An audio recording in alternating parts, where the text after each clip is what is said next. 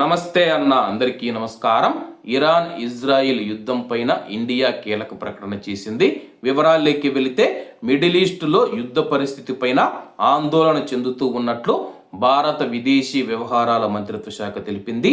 ఇరుపక్షాలు సంయమనం పాటించాలని కోరింది. యుఎస్ ఇజ్రాయిల్ ఇరాన్ ఉద్రిక్తతలను తగ్గించి ప్రజల భద్రతకు ప్రాధాన్యం ఇవ్వాలంది.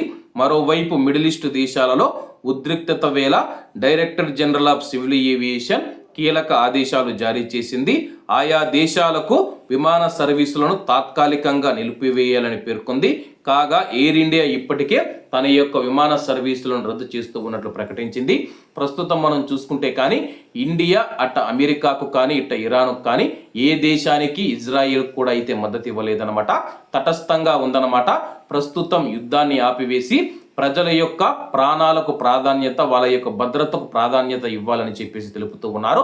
మరోవైపు మనం చూసుకుంటే కానీ ఇరాన్లో ఉన్న భారతీయులు తమను కాపాడాలని మేము ఇండియాకు వచ్చేస్తామని చెప్పి చాలా మంది సోషల్ మీడియా వేదికగా కోరుతూ ఉన్నారు. మరోవైపు ఇరాన్ మనం చూసుకుంటే తన యొక్క గగనతలాన్ని అయితే మూసివేయడం జరిగింది.